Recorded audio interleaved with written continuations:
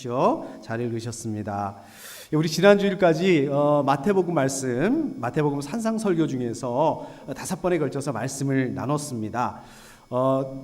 여러분 어떠셨습니까? 저는 굉장히 좋았던 것 같습니다. 굉장히 또 귀한 말씀 이렇게 또 나눌 수 있게 돼서 감사하고, 또 여러분들과 이렇게 함께 나눌 수 있게 돼서 또 감사했습니다. 자, 이제 신약이 끝났으니까 이제 구약으로 돌아왔습니다. 여러분 눈치채셨겠지만 구약, 신약, 구약 이런 식으로 번갈아서 한 번씩 말씀을 나누고 있습니다. 오늘은 말씀드린 것처럼, 또 제가 기도한 것처럼 이제 열왕기하 7장, 8장 이 2장 중에서 4번에 걸쳐서 말씀을 나눌 예정입니다. 저를 위해서 매번 기도해 주시겠지만, 매일매일 기도해 주시겠지만 제가 이렇게 믿고 있습니다. 네, 더 집중적으로 말씀을 또 잘 준비하고, 아이고 왜 이렇게 말씀을 잘 못 전해 이러지 마시고 기도해 주시고, 또 제가 말씀을 잘 나눌 수 있도록 좀 이렇게 기도해 주시면 감사하겠습니다. 저 혼자만의 책임이 아니라 우리 모두의 책임입니다. 예. 자, 오늘 말씀 제목을 제가 좋은 소식을 전하는 날 이렇게 정해봤습니다. 우리 여기 보이시죠? 예, 파워포인트에 좋은 소식을 전하는 날. 좋은 소식 듣기만 해도 좋습니다. 여러분, 좋은 소식이 뭘까요? 아마 우리 각자 상황에 따라, 이 좋은 소식이라는 것은 어떤 이렇게 딱 정해져 있는 게 아니라 우리 각자의 상황에 따라서, 옛날에는 이게 또 좋은 소식이었는데 이번에는 그거 말고 다른 게 좋은 소식이 될 수도 있고, 또 어떤 상황이냐에 따라서 좋은 소식이 좀 다르게 될 수도 있을 것 같습니다. 예를 들어서 우리 비즈니스 하시는 우리 비즈니스 사장님에게, 야, 손님이 많이 늘었다, 커스터머가 많이 늘었다, 매출이 늘었네요, 이익이 늘었네요, 경기가 좋아졌네요. 이거 너무 좋은 소식이죠. 이만큼 좋은 소식이 있을 수 있겠습니까? 자, 또 우리 건강이 안 좋으신 분들에게는 의사의 말, 건강이 너무 좋아졌습니다, 건강이 회복됐습니다, 이거만큼 좋은 소식이 없을 것 같습니다. 저는 어렸을 때부터 되게 건강 체질이었습니다. 그래서 건강에 대해서 정말 한 번도 고민을 안 해봤는데, 그렇게 걱정을 안 해봤는데 몇 년 전부터 혈압이 생겼습니다. 제가 혈압이 생겨가지고 혈압약을 이렇게 먹고 있습니다. 그래서 가끔 혈압을 이렇게 혼자서 재는데요, 이때가 제일 겁이 납니다. 혈압이 어떻게 나오느냐. 그래서 혈압이 제가 바라는 120 이하로 딱 이렇게 나오게 되면, 야, 정말 이거만큼 좋은 소식이 없습니다.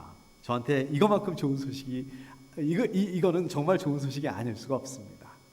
우리 학생들에게는 또 어떤 좋은 소식이 있을 수 있을까요? 내가 바라는 학교에 합격하게 됐다. 또 요즘에 우리 한국에는 또 졸업 시즌이라고 하는데, 이제 졸업을 하고 내가 바라는 직장에 합격하게 됐다. 또 이거만큼 좋은 소식이 없을 것 같습니다. 우리 아이들을 기다리는 우리 부모님, 또 손자 손녀를 기다리는 우리 할아버지 할머니들에게 좋은 소식은, 우리 딸이 우리 며느리가 아이를 가지게 됐다.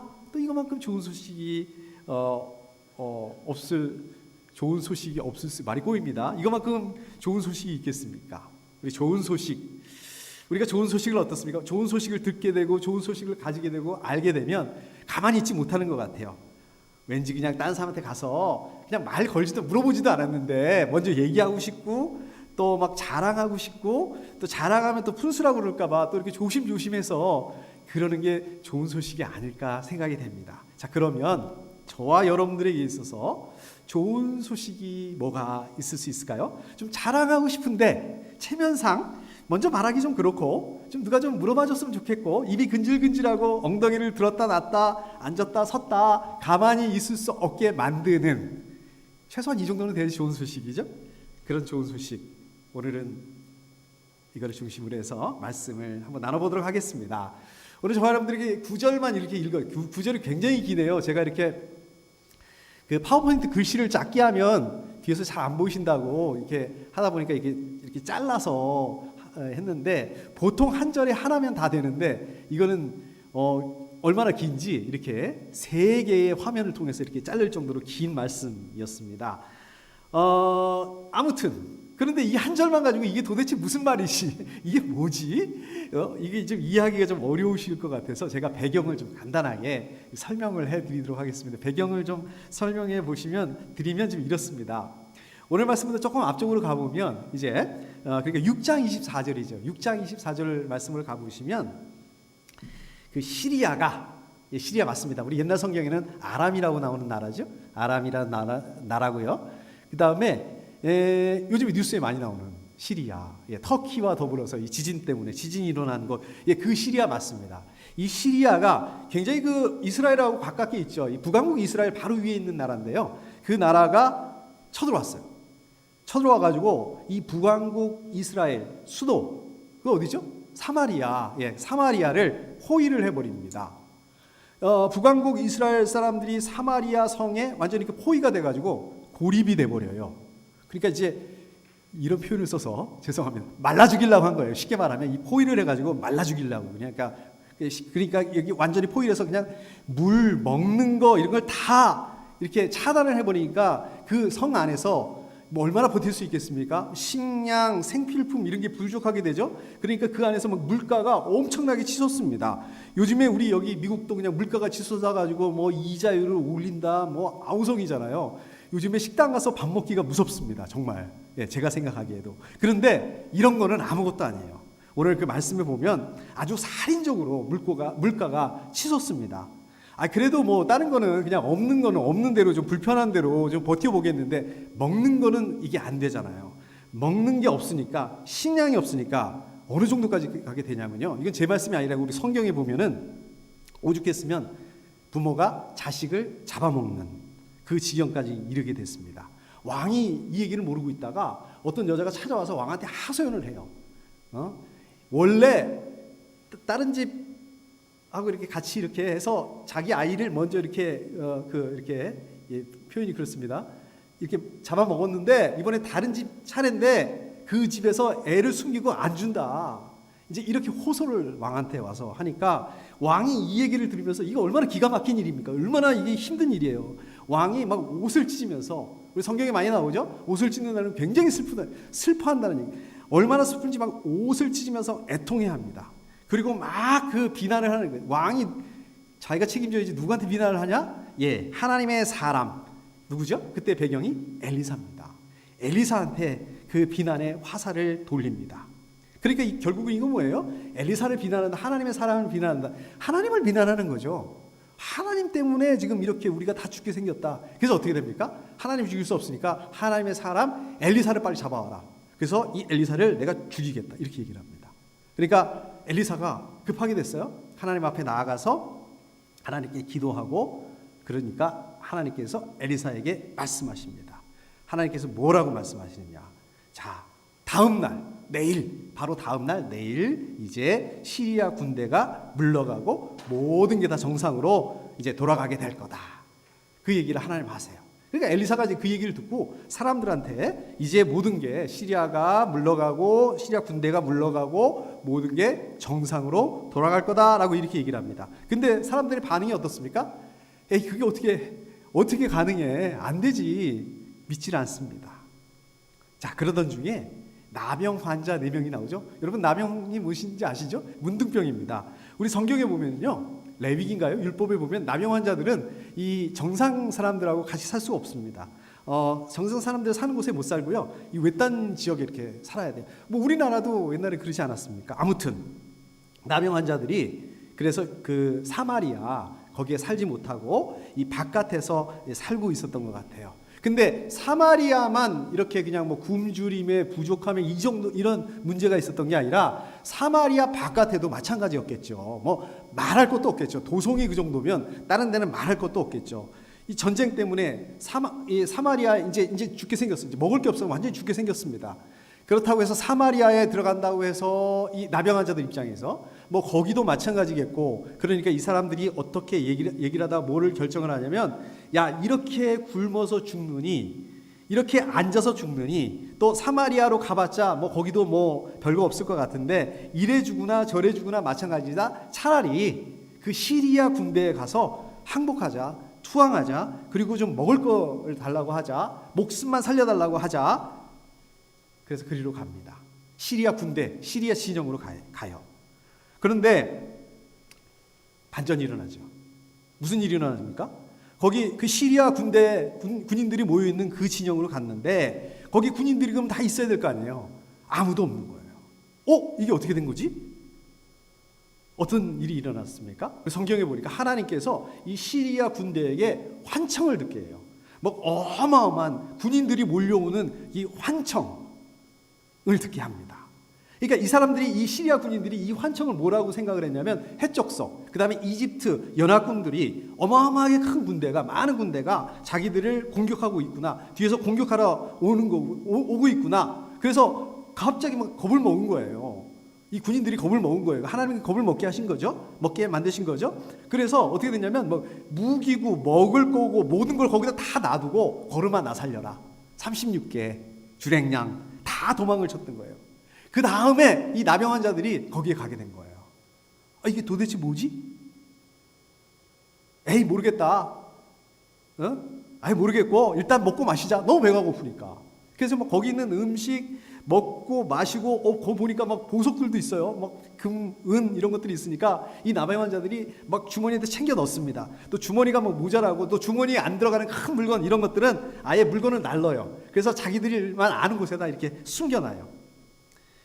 정신없이 먹고 마시고 보석들 챙기고, 또 옷이나 다른 것들, 이런 것들, 뭐 지금은 옷이 굉장히 흔하지만 그 당시 옷은 굉장히 큰 물건이죠. 자, 이거를 막 갖다가 막 이렇게 숨기고 막 이러다 보니까 정신이 번쩍 든 거예요. 그게 이제 9절 말씀입니다. 그러니까 지금 나병 환자들이 얘기한 게 9절 말씀입니다. 이렇게 말하죠.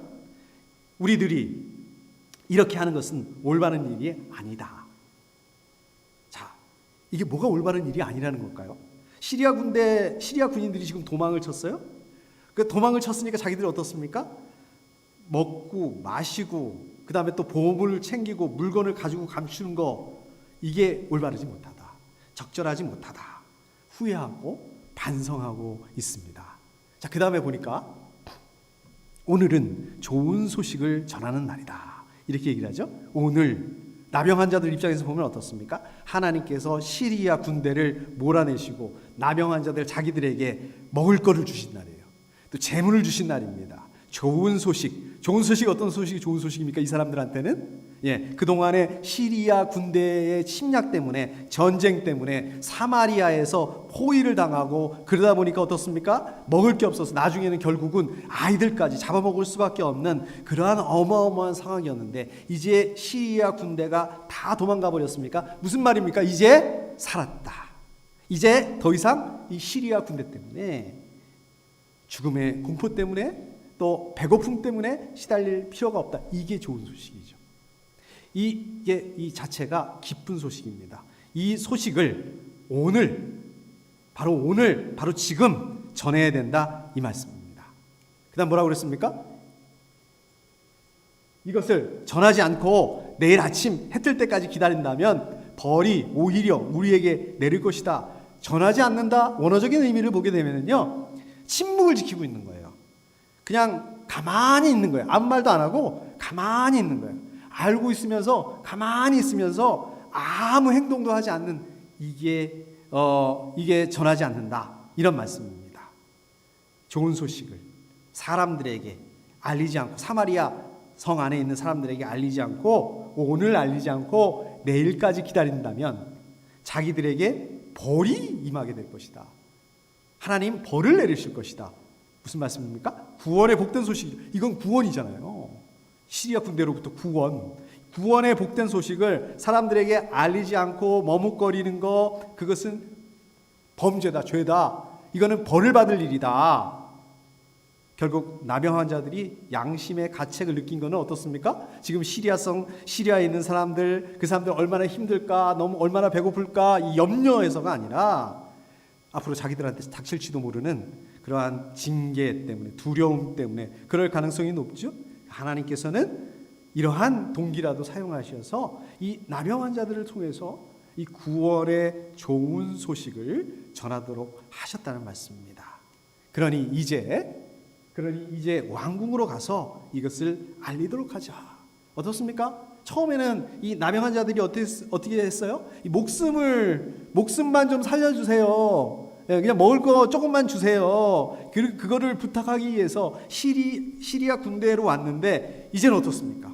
그 정도가 아니에요. 너무 좋은 소식. 시리아 군대가 다 물러갔습니다. 이제 우리는 살았습니다. 이 구원의 좋은 소식을 전하기 위해서 되돌아가게 됩니다. 극적인 변화가 일어나게 되지요.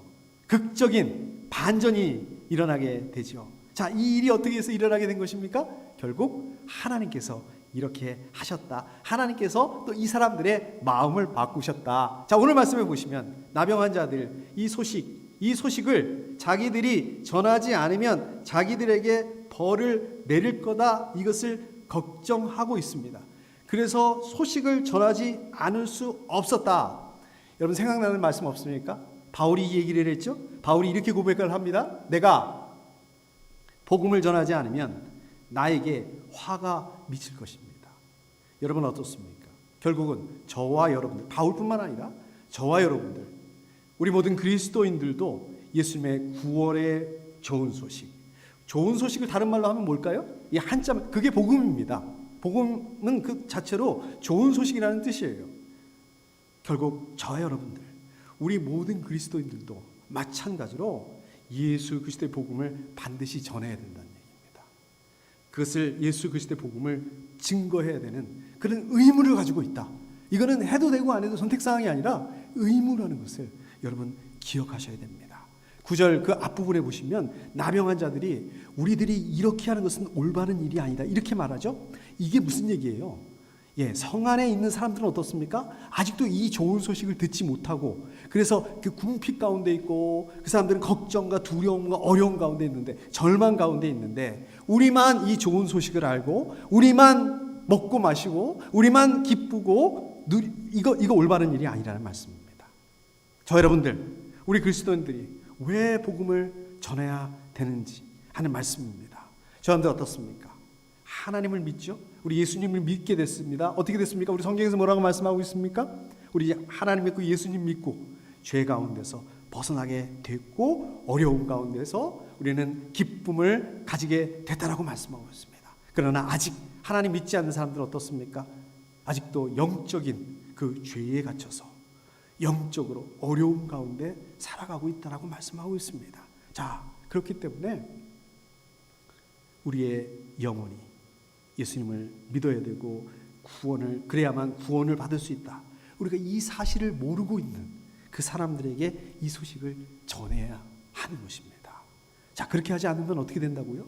저 여러분들 올바르다고 할 수가 없다. 그래서 야고보서 4장 17절에 이렇게 말씀하세요. 그러므로 사람이 해야 할 선한 일이 무엇인지 알면서도 하지 않으면 그것은 그에게 죄가 됩니다. 저 여러분들, 우리 모든 그리스도인들이 이 세상을 향해서 보내진 복음의 나팔입니다. 메신저예요. 우리 잘 알고 있어요. 나팔인데, 메신저인데, 그걸 알고 있으면서 그걸 하지 않으면 그게 뭐라고 이게 죄가 됩니다 라고 말씀하고 있는 거예요. 저 여러분들 입을 열어서, 또 어떻습니까? 저 여러분들의 삶을 통해서 복음을 전해야 됩니다. 하나님 믿지 않는 사람들, 하나님을 믿고 또 하나님께서 주시는 그 자유함 속에서 살 수 있도록 우리가 도울 수 있어야 된다는 거예요. 여러분들이 만약에 복음을 더 전하지 않는다면 어떻게 될까요? 이거는 하나님께서 저와 여러분들에게 주신 사명을 감당하지 않는 겁니다. 하나님 믿지 않는 사람들, 영적인 죄 가운데 살아가고 있는 사람들 그냥 방치하고 내버려 두는 거예요. 자, 이런 삶 하나님 기뻐하시지 않으시는 삶입니다. 이러한 삶, 하나님 믿지 않는 사람들이 자유함을 얻을 수 있는 길을 막는 그런 죄를 짓는 것과 마찬가지라고 말씀하고 있는 거예요. 여러분들 입을 열어서 어둠 속에 있는 하나님 믿지 않는 사람들에게 복음의 빛을 비춰주실 수 있으시기를 축복합니다. 자, 그런가 하면 이 9절의 그 중간 부분에 보시면 우리 나병 환자들이 오늘은 좋은 소식을 전하는 날이라고 얘기를 하고 있습니다. 왜 그렇게 말을 할까요? 왜 그렇게 말을 했을까요? 아까도 말씀드렸던 것처럼 자, 이스라엘이 이제 이스라엘을 포위하고 있던 시리아 군대가 물러갔어요. 이 이스라엘 사람들 죽음의 공포에서 해방된 날이기도 합니다. 해방, 광복. 예를 들어서 우리나라 일제 치하에 있다가 그 어려운 삶 가운데, 고통의 삶 가운데 살다가 해방된 날, 광복절, 이보다 좋은 소식이 어디 있을까요? 요한복음 3장 16절에 보면 뭐라고 말씀하고 있습니까? 제가 지난주에도 이 말씀을 나눴더라고요. 하나님께서 세상을 이처럼 사랑하셔서 외아들을 주셨으니 이는 그를 믿는 사람마다 멸망하지 않고 영생을 얻게 하려는 것입니다. 우리가 예수님을 믿을 때 사망에서 생명으로 옮겨진다. 예수님을 믿을 때 죄인에서 의인으로 된다. 하나님의 자녀가 된다. 여러분, 이게 복음이 아닙니까? 가난한 사람에게 기쁜 소식을 전하고 상한 마음을 싸매어주고 포로에게 자유를 선포하고 갇힌 사람에게 석방을 선언하고 주님의 은혜의 해와 우리 하나님의 보복의 날을 선언하고 모든 슬퍼하는 사람들을 위로하게 하셨다. 자, 여러분들이 모두 어떤 사람들이었습니까? 포로된 사람들이었다는 거예요. 하나님께 대한 눈먼 사람들이었다는 말씀입니다. 사단에 눌려있던 사람들이었다는 말씀입니다. 어둠 가운데 있어서 우리가 하나님 믿기 전에, 예수 믿기 전에 죄의 종, 사망에 이를 수밖에 없는, 지옥에 갈 수밖에 없는 그러한 존재였다는 것입니다. 그런데 이제 저와 여러분들 예수님 안에 있게 될 때 우리 생명의 성령의 법이 죄의 사망의 법에서 해방하셨다라고 말씀하세요. 로마서 8장 1절, 우리 지난 주간에 성경 읽기에 나와 있는 말씀으로 제가 기억하는데 뭐라고 말씀하고 있습니까? 그러므로 그리스도 예수 안에 있는 사람들은 정죄를 받지 않습니다. 그것은 그리스도 예수 안에서 생명을 누리게 하는 성령의 법이 당신을 죄와 죽음의 법에서 해방하여 주었기 때문입니다. 이렇게 말씀하고 있습니다. 이제 더 이상 사망이 여러분들을 삼킬 수 없다라고 말씀하고 있어요. 여러분들이 죄와 사망에서 완전히 해방되었다. 이게 무슨 말씀? 이게 좋은 소식이에요. 이게 복음입니다. 이 복음을 믿는 사람들에게 영원히 약속되었다. 복음을 믿을 때 지금까지 가질 수 없었던 그 하나님의 은혜가 저와 여러분들의 삶 속에 이제 느껴지게 되는 것입니다. 여러분, 복음은 저 여러분들을 위한 거예요. 하나님께서 주시는 자유를 진정하게 누리실 수 있으시기를 축복합니다. 자, 마지막 그 9절 후반부에 보시면 나병 환자들이 그러죠. 이스라엘에게 구원의 소식을 전하는 거, 이거를 내일 아침까지 미룰 수가 없다. 오늘 내일 아침까지 미루게 되면 자기들에게 벌이 내리게 될 거다. 그래서 어떻습니까? 왕궁에 가서 알리기로 하죠. 마찬가지 아니겠습니까? 저 여러분들, 우리 모든 그리스도인들 복음 전하는 것을 지체할 수가 없어요. 내일 하지 뭐, 다음번에 하지 뭐, 내일로 미뤘는데 하나님께서 오늘 그 사람, 저 여러분들이 복음을 전해야 될, 저와 여러분들한테 복음을 들어야 될 그 사람 하나님께서 데려가시면 어떻게 되는 겁니까? 바울이 이렇게 고백하죠. 아까도 우리 읽었던 말씀입니다. 내가 복음을 전하지 않으면 나에게 화가 미칠 것이다. 예, 우리가 문제라는 거예요. 그렇게 되면 복음을 전할 사명이 바울 자신에게 있다. 저 여러분들에게 복음을 전할 사명이 있다.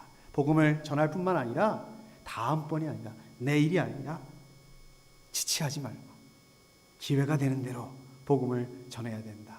디모데후서 4장 2절 말씀, 바울이 디모데에게 이렇게 권면하죠. 그대는 말씀을 선포하십시오.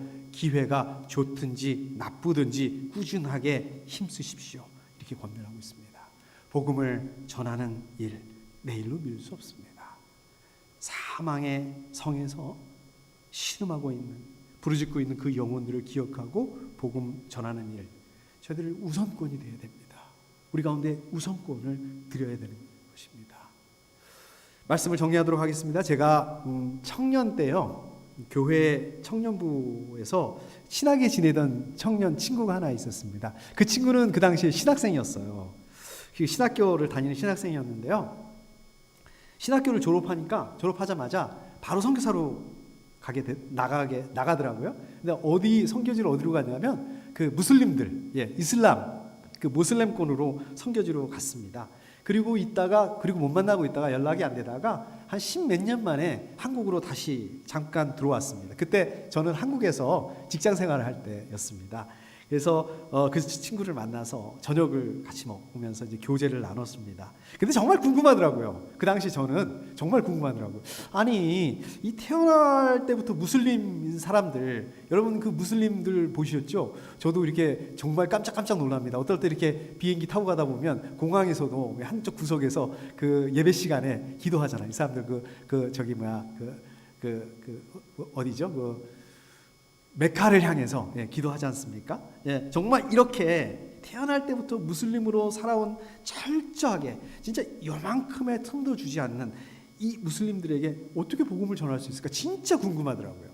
그래서 기회다, 이거는 기회다 싶어가지고 제가 그 친구한테 아니 어떻게 무슬림들한테 복음을 전할 수 있냐 이렇게 제가 물어봤습니다. 방법이 뭐냐 이렇게 물어봤습니다. 그랬더니 이렇게 대답을 하더라고요. 그 친구는요 참고로 축구를 굉장히 잘합니다. 제가 잘 알아요.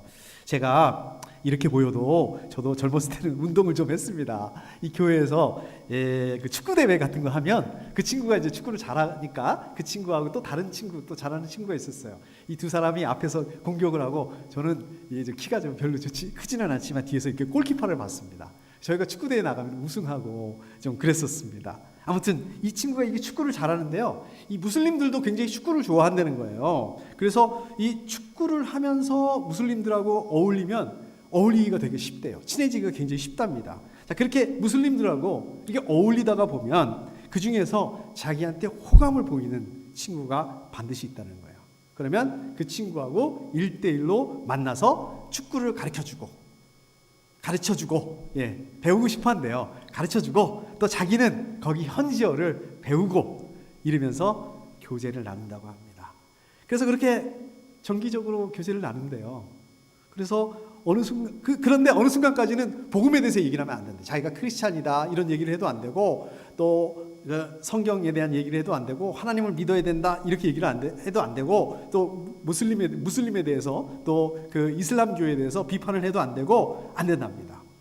근데 계속 기도하면서 꾸준히 그냥 그렇게 만난대요. 그렇게 교제를 갖는답니다. 그러면 반드시 그게 1년도 좋고 2년도 좋고 그다음은 성령께서 기회를 주신다는 거예요.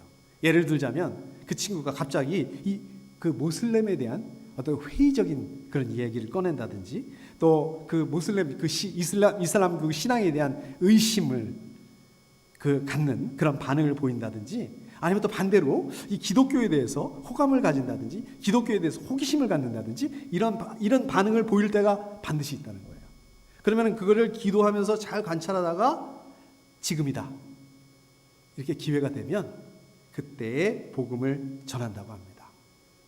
하나님을 믿어야 된다.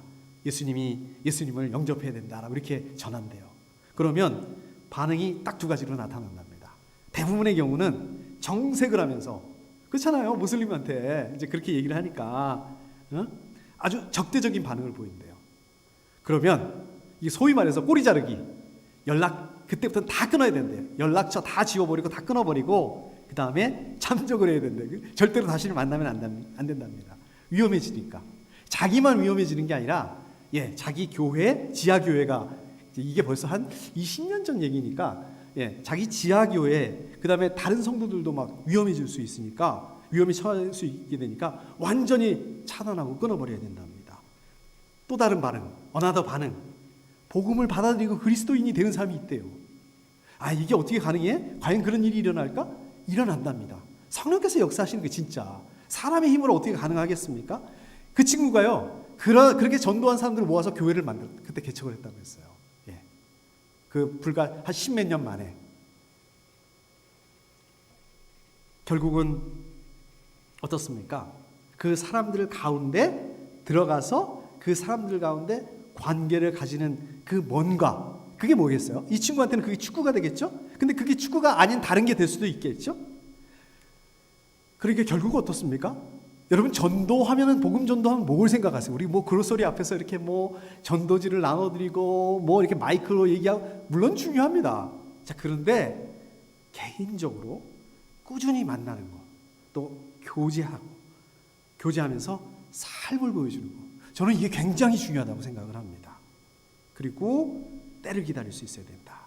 아까 제 친구처럼. 그리고 기회를 만났을 때 우리가 기도하지 않으면 이게 기회인지도 몰라요. 입을 열어서 복음을 전할 수 있어야 된다. 여기서 가장 중요한 게 있습니다. 처음부터 끝까지 꼭 해야 되는 거 그 사람에 대한 사랑하는 마음이에요. 그 영혼에 대한 사랑하는 마음이에요. 사랑하는 마음을 가져야 된다. 그리고 기도해야 된다. 기도해야 된다는 말씀입니다. 이것이 가장 중요하다는 것입니다.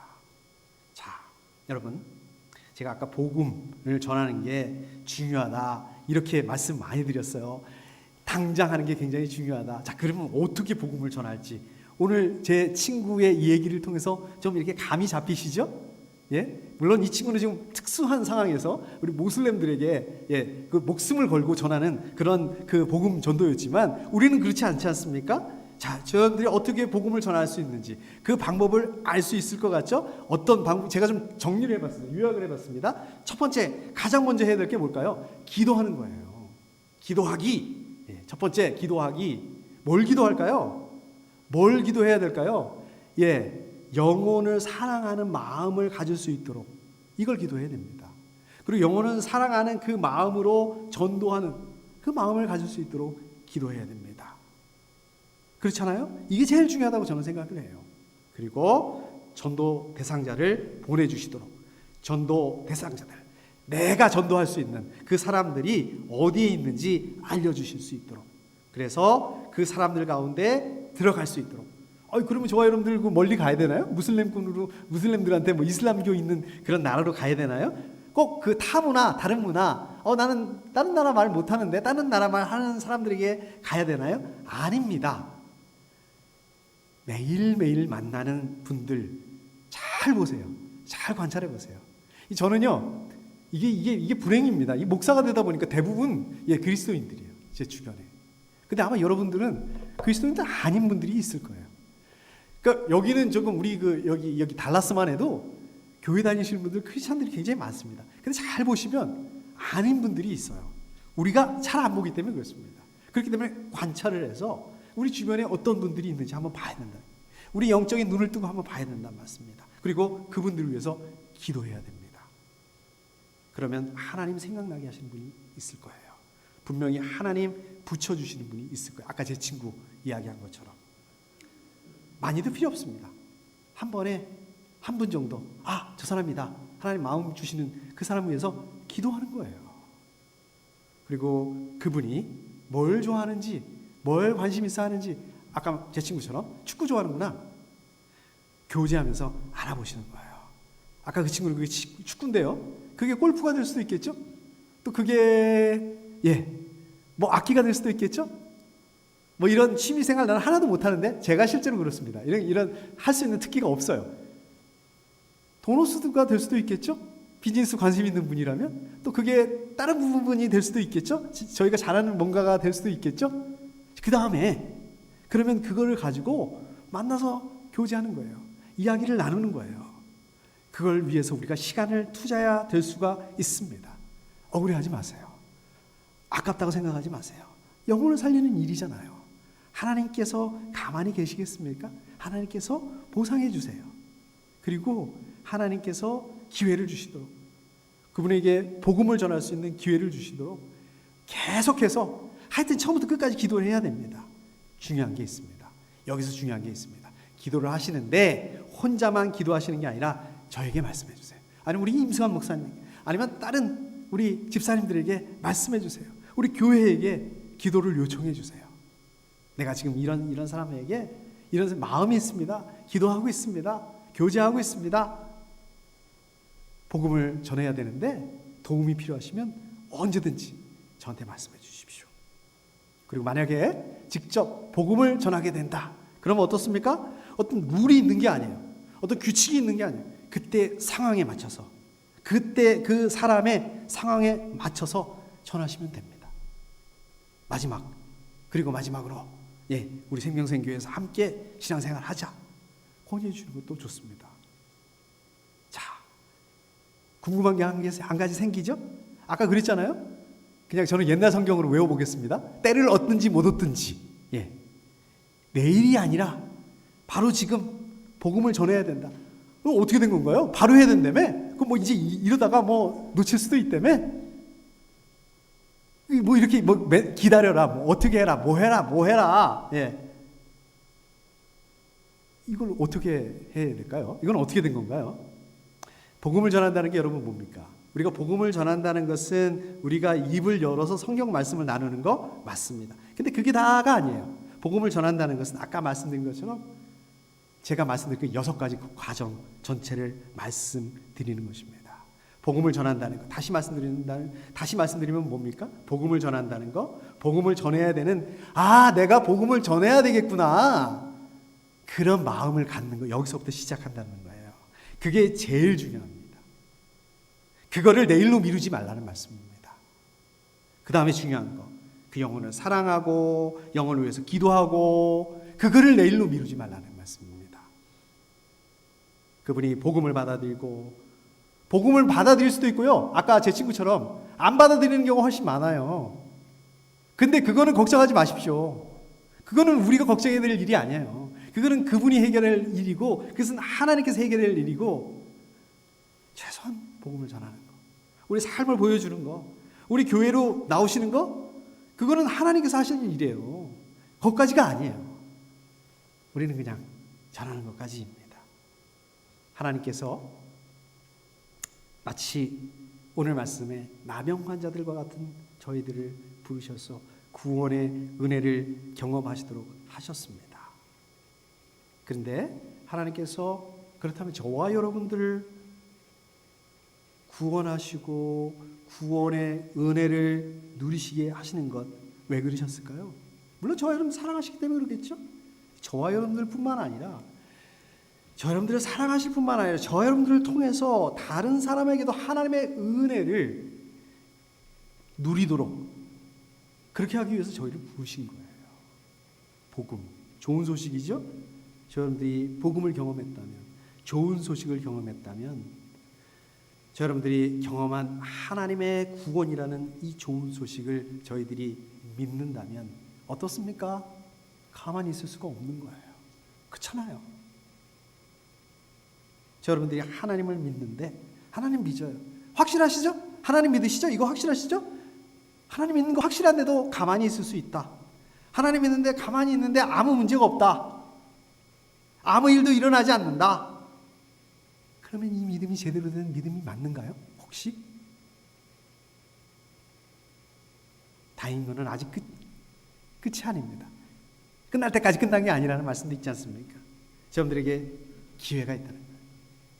오늘이 지나가기 전에 저 여러분들 주변을 돌아보게 되면 주변의 누군가는 오늘이 아니라 내일은 너무 늦을 수도 있습니다.